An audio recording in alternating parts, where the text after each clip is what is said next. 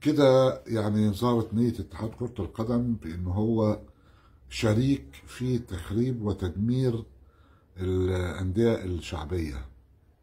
الدنيا هاجت وماجت في دوري القسم الثاني اللي بيقولوا عليه محترفين، يعني ما اعرفش فعلا اذا كان الدعجنه اللي تحت دي بيقولوا عليها دوري محترفين، امال الكركبه اللي فوق يسموها ايه اللي هي في الممتاز؟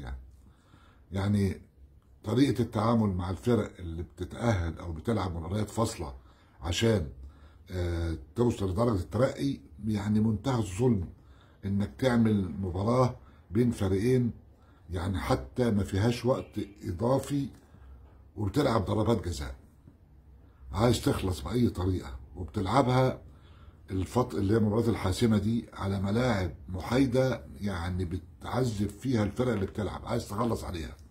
وبعد ما الناس تاهلت وخرجت فرق كبيره زي المنصوره اللي فرق خرجت اونطه وتستحق انها تكون موجوده يعني، لكن قال لك اهو خلصنا من فريق جماهيري وانتهينا، دخلنا في الترقي. الدوله ما قالتش العبوا من غير جمهور. اتحاد الكوره عايز يلعب من غير جمهور. طب انت عايز تلعب من غير جمهور يا استاذ جبلايه؟ عشان الفرق اللي هي غير جماهيريه تاخد فرصه على حساب فرق جماهيريه؟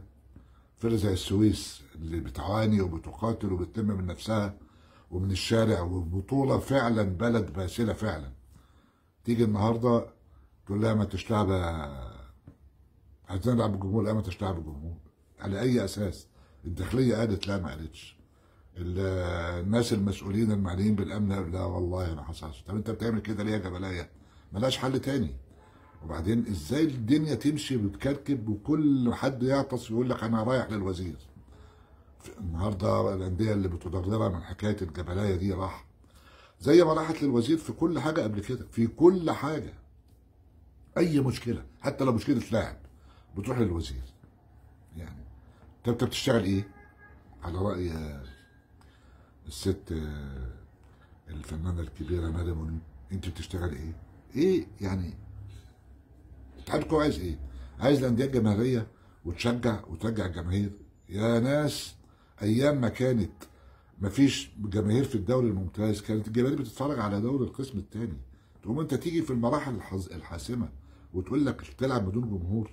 يعني الدنيا ماشيه كلها ان انت يعني الوضع العام اقصاء الانديه الجماهيريه. اذا كان كده قولوا لنا وخلصونا وتلعبوها دوري شركات ومفيش اي مشكله، دوري هيئات وشركات ومؤسسات، لكن احنا لازم نشتغل الانديه الجماهيريه عشان ربنا ياخد بايديها وترجع تلعب في دوري الادوار، يبقى دوري فعلا دوري ممتاز.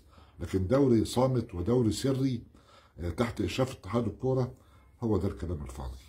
يعني اذا كان الناس رايحه للوزير فالوزير لازم يعني يقرص ودن الناس اللي عايزه تجيب كره القدم ورا، ويبقى يتحط نظام وسيستم، مش كل مره اي مصيبه او اي حاجه هايفه الناس تجري على الوزاره.